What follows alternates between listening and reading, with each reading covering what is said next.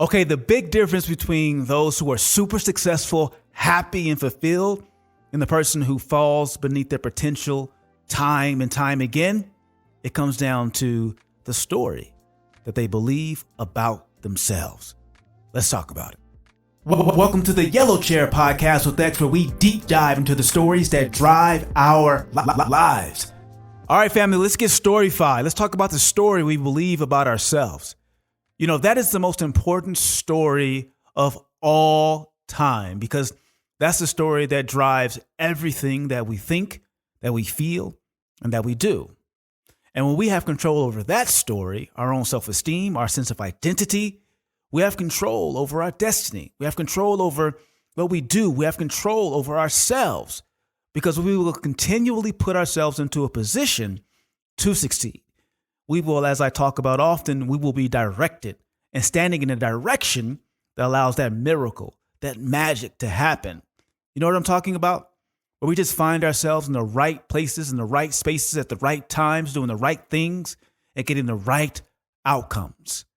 And it comes down to the story that we believe about ourselves. Because far too often, that story isn't authored by us. It is a residual thing that we've accepted over time based upon our adolescence and what we've been through, the experiences that we've went through, the fear and the pain, the struggle, the challenges, the issues, all the things that we have accumulated throughout life have become our story. But unfortunately, those things that we have experienced, though true, how we interpret them and the perspective that we place on them and the importance that we place on them can sometimes be more than overwhelming and oftentimes not serving of who we are today, let alone who we want to become tomorrow. And that's the key. That's the key. Because for us to lead our story, we have to escape the old story, the old script, any story that positions us as, quote unquote, dude down or damsel in distress, where we are a victim of circumstance, that what we've been through is basically what we will always go through. And from that perspective, all we can see and all we can be directed toward is more of the same. So breaking that cycle, figuring out a way to rise above it and to start practicing and drilling and rehearsing a new story is key. It's key. So what are some ways that we can do that? Well, if we take some examples from people who are super successful, is that they have routines, rituals, and reinforcements that allow them to stay connected to that story of potentiality, that story of success. Now, what do I mean by that? I mean that no matter how great you are, I believe that what allows you to stay in momentum and in that groove is that you have, whether you're conscious of it or not, routines, rituals, and things that reinforce your position to continue to rise. So what are routines, rituals, and reinforcements? Well, routines are the things that you do day in and day out that allow you to be consistent. They are your low bar minimums. There are things that keep you in a groove. There are things that keep you moving forward. Simple things that you routinely do. They're in the backdrop. You have muscle memory baked into them. They are things that you just do, the routine. And for many of us, that routine, our mental, emotional, physical, and spiritual routine, the things that we do subconsciously, the habitual patterns, we didn't set them in place on purpose. They are the residual gunk and goop and crap of living life and trying to survive.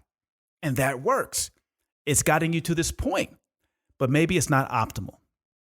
Whereas those that I have seen who are the most successful in studying in this and obsessing with it in my own life, the routine that we purposely build to unlock and tap into the heights of our potential is monumentally important, because that's where we're able to create consistency. So wherever you are right now, you got to ask yourself the question: if I suffer from low self-esteem, or my confidence is broken, or I'm experiencing a downward cycle, I promise you that your routine is broken. You don't have routines to empower you to stay in a positive or empowering mental, emotional, physical, and spiritual space.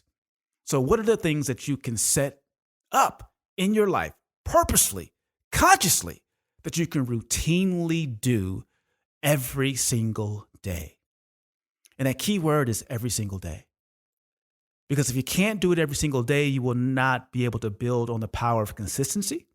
You will not be able to pull it into the physical and the spiritual transformation space where I talk about it takes time for that seed to take root and for that root to then produce fruit. It takes time. And consistency is the key variable. So the thing that you put into your life as a routine needs to be something that you can do easily. There isn't any heroics. There isn't a whole bunch of effort. You can do it consistently every single day. So if it's a health thing, what can you do every single day? Can you walk for 5 minutes? Check. If you want to get up earlier, can you get up 1 minute earlier each day? Check. Something you can do each day, low bar minimum, make it a consistent part of your life, a routine, a new habit. Because each time you do it, it's a vote for this new reality, this new story, this new identity. And you got to rack up votes. We always try to be intense first and foremost, but intensity isn't the key strategy. The ground floor is consistency. It's having a routine. And you look out into the world, and I promise you, anybody that you respect, who is super successful, happy, and fulfilled, you will see, especially if you have the sight to see it and you can stand back from it for a second, you will see that there are routines in place to help them to be consistent, right? They're in the right places at the right times, doing the right things because there's a routine in their life, right? That puts them into that position, that helps them to think, feel, and do the things to keep them in that what? That rhythm, that momentum. Do you have that, right? And if you would evaluate it from the other side of the coin, oftentimes when I see someone who doesn't have the best internal story, sure as shit, they have a routine that allows them to be consistently bombarded and reminded of the fact that they're less than. They practice, drill, and rehearse that story every single day in some way. There's something in their life that triggers it over and over and over again. When they come home, they hear something from their wife, boom, they go into that story every single day. They go to work, they have this experience, boom, every single time. They're having the routine experience of that story being triggered every single day, routinely, consistently, and that story stays in place. Well, you have to snatch back that narrative by creating the conditions and the experience that allows you to what? Set the pattern, set the tone on your terms. Your terms. Not circumstances, but your terms. What do you want to think? What do you want to feel? And how do you want to act? Your TFA, think, feel, and act, so that you can do greater than you've done before. You have to insert into your environment and your circumstance or your condition the thoughts, the feelings, and the actions that are in alignment with where you want to go, or the story that you want to practice, drill, and rehearse. And it doesn't happen on accident. So consistency, routines. On the opposite of the spectrum of being routine is being consistent with rituals. Rituals are highly emotional, supercharged experiences that push you into a thing to give your all to a thing. This, combined with consistency, can catapult you to whole new heights, right? But you can't be intense all the time by virtue of the word. If you're intense, that means that you're going all out. And if you're going all out, that means you can't hold it. So that's the mistake that many of us make. We try to be intense and we go all out and we can't hold it. We break down and then we say, see, I suck. See, I'm not worthy. See, I told you I'm not shit. Dude, you had the wrong strategy. You can't sprint forever. The world-class sprinters, the best athletes in the world, can only maintain their top speed for like 15, 20 meters at a time. The rest is momentum. Intensity is not a strategy to be held all the time. It's a strategy to be applied sporadically in spurts where it is not only possible, but beneficial. So what does that look like? Well, you move yourself into rituals that emotionally connect you and push you at spaced intervals. So for example, your consistency routine, right? of showing up every day, right? Say it's walking to lose weight. I walk for 5 minutes every day. On Sunday, the last day of the week, I run for 5 minutes. I run for 5 minutes, right? That's it. Right? I go as hard as I can for 5 minutes and I stop. Why would you do that? Well, one, you've emotionally put yourself into your position. And there's nothing like having a heightened emotional experience to truly connect you to your end outcome and goal, right? Consistency is hard to feel day to day. It's easy to get lost in the idea that I'm not doing shit, right? That's what it feels like. I'm being consistent, but it doesn't feel like the ball is moving. Well, consistency and compound growth is slow. It's happening, but you can't see it. So you have to have faith. And faith sometimes isn't enough. You got to have feeling right now to feel like you've done something. So that's number one. You will feel like you have done something when you went intense. Number two, after that intense bout once a week, in this particular circumstance or example, you'll go back to walking and you'll go, wait a minute. This walking stuff feels a lot easier now. So maybe now you'll raise the bar a little bit with your walking. You'll walk for 6 minutes, or you'll walk a little bit faster for 5 minutes because you've experienced intensity. But you still want to make sure that you can carry your routine with consistency every single day, and it's easy. But by being intense, you've raised the bar of where you can be consistent at. So that's a secondary benefit of intensity. All right. So you got to have those rituals. I call them rituals. For example, I go to the weight room and I lift every day and I do stuff like that. But every now and then I want to make sure I'm peak performing. I have 3 days where I go all out. I may do a ruck march for 15, 20 miles. I may go climb a mountain or I may fast for 3 days. Like there's intensity baked into my schedule and my routine. In my business, I may have a week where I have this huge project I'm trying to push and I'm not sleeping as much. All right. Right. But that's an intensity on purpose to strategically push myself into an endeavor. And I know I can't hold it. So I'm going to come back to consistency and then now forever raise the boat or the bar rather. So that's the rituals. So you have routines, you have rituals, right? Go all in. And by the way, rituals are monumentally important for remaining emotionally connected, as I said before. Every tradition, every culture has rituals. And those rituals are meant to what? Inculcate, to create culture, personification, identification with a thing. The rituals are what bond us. The rituals are what bring us together, not the routine shit, day-to-day, check the box stuff.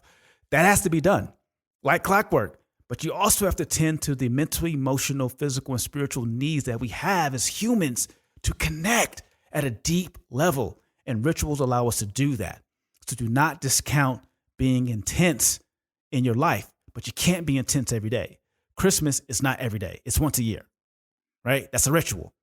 Once a year, right? So you got to find your interval and you got to find your routine and your ritualized pattern and a ratio. I would say no more than say 8-1, 8 parts consistency to 1 part intensity for most people. If you're a superstar, you could probably do 4-1, but let's move on. Last but not least, reinforcements. Everybody needs reinforcements. That story that you want to believe to help you feel connected to your highest self, you need a reinforcement loop. Meaning when you go into your deep, dark pit and you start feeling like shit, you need to have an if then else process to help reinforce you so you don't fall too far backwards, so that you can stop the car before it starts rolling down the hill and it gains momentum. We got to kill the monster in the crib, if you will. So what does the reinforcement look like? Well, once you start becoming more aware of the story that you've been practice drilling and rehearsing that's not optimal, that's not putting you in the best position, you need to become aware of when that happens. And when it happens, you need to have a reinforcement protocol. All right, when I feel like shit, I'm going to call my best friend.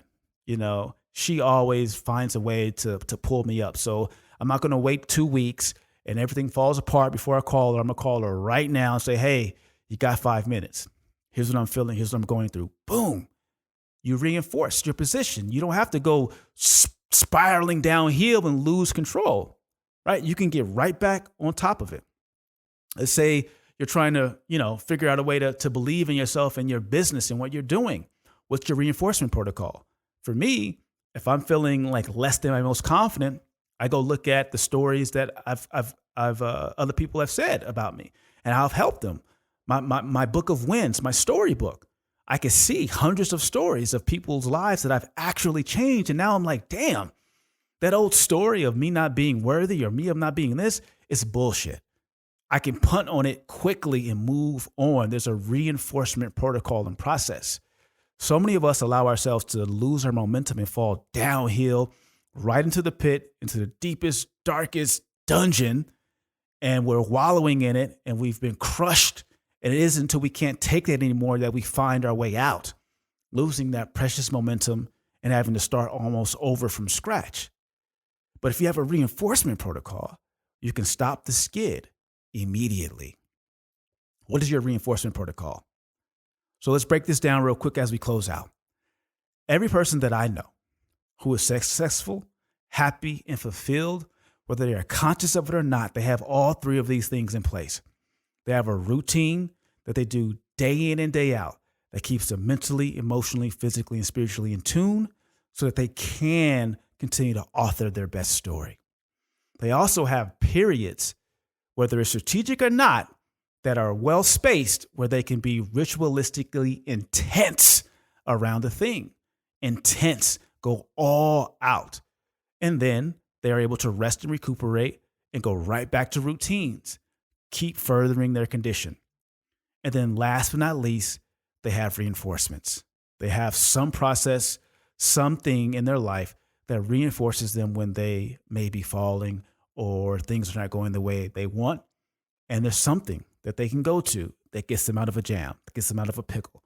And they're always playing this continuum of routines, rituals, and reinforcement loops that help them to what? Author their best story, so they can get better outcomes, they can be more happy, more fulfilled, and have much more impact in their lives and in this world. That's the key.